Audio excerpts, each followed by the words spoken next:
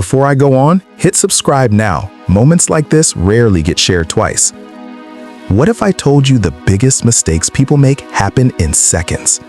Not because they are weak, but because they react with emotion instead of thinking clearly. Anger, fear, panic. These feelings are powerful, and when they take control, logic disappears. That's why Stoics believed one simple rule: let logic lead, not emotion. This doesn't mean you should not feel anything. Stoics never said, don't feel. They said, don't let feelings control your actions. Over 2,000 years ago, the Stoic teacher Epictetus taught that events don't disturb us, our thoughts about them do. Think about that. Two people face the same situation. One gets angry and reacts fast. The other stays calm and thinks first. Same event, different result. Because one used emotion, the other used logic. Most people react instantly. Someone insults you, you fire back. Something goes wrong, you panic. You feel fear, you avoid action. These reactions feel natural, but they are not always helpful. The Stoics trained themselves to create space between feeling and action. They paused. That pause is powerful. It gives you time to think. The Roman Emperor Marcus Aurelius reminded himself daily to stay calm and not be controlled by anger or stress. Even with all his power, he knew one thing: if you lose control of your mind, you lose control of your life. So what did Stoics do differently? When emotion rises, they don't act immediately. They slow down. They ask simple questions. Is this worth reacting to? What is the best response? Will this matter later? This is logic in action, and it changes everything. Imagine this. You are angry. Your first reaction is to speak fast and loud. But if you pause and think, you may choose silence instead, or a calm reply. That one decision can save relationships, respect, and peace. Another Stoic thinker, Seneca, warned that anger is a short madness.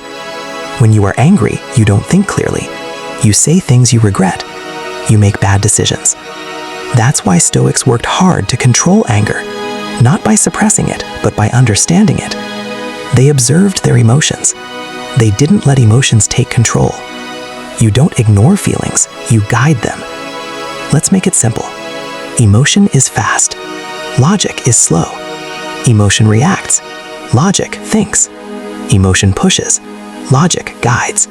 If you follow emotion all the time, your life becomes unstable. But if you use logic, your life becomes steady. In modern life, this is a huge advantage. Everything around you tries to trigger emotion. Social media, news, people's opinions.